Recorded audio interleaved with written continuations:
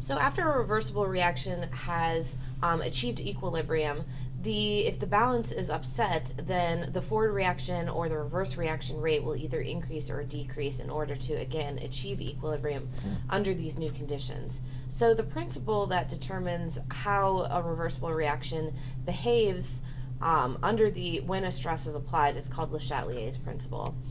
So if a stress is applied to a system at equilibrium, the system shifts in the direction that relieves that stress.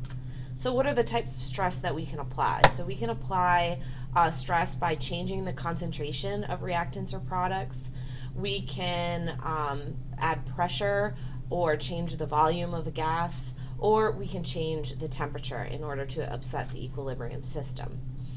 So if we change the concentration, so let's say we add some reactant, then you have more reactant than you do product. So what starts to happen is the forward reaction speeds up, and over time the forward reaction slows and the reverse reaction speeds up, and they just start to come to a balance once again so that the forward and the reverse rate are the same at equilibrium again. So if you add reactants, the forward reaction is going to increase. Now let's say you remove reactants. Well, then the system wants to sort of replenish what you have taken away, and so the reverse reaction starts to speed up, and then over time it slows down and the forward reaction speeds up, and the rates come to a balance once again. Now, if you're to change the pressure or the volume, this is a reaction that's dealing with gases. So by decreasing the volume of a container, you are increasing the pressure. So the particles are going to have less space to move around, and they're going to collide more frequently. So if you see here, this is a large container with our equilibrium reactants and products, and if we make the volume smaller, then there are going to be more collisions occurring. So the system's going to respond by trying to relieve whatever that stress is. So it's going to try and decrease the pressure. So it will decrease whatever gas is being formed.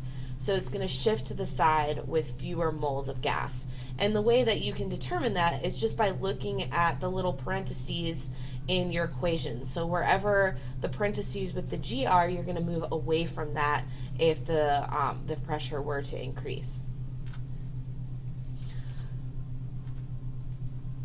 All right, so changes in temperature can also affect your equilibrium system. So this is in the cases where we have exothermic and endothermic reactions. So if we have a change in H or a change in heat that is negative, that reaction is exothermic. So there is heat leaving the reaction. That's why it's a minus.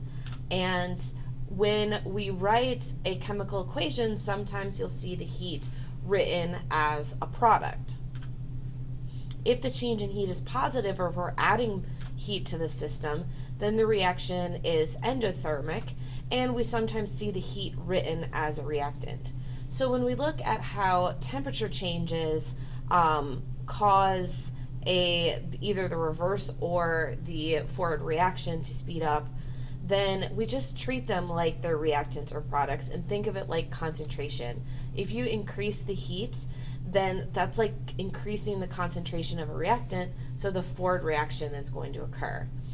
If we increase or decrease heat, then the opposite is going to occur. We're going to go in the reverse reaction. So again, just remember this and then treat temperature like it is a concentration of a reactant or product.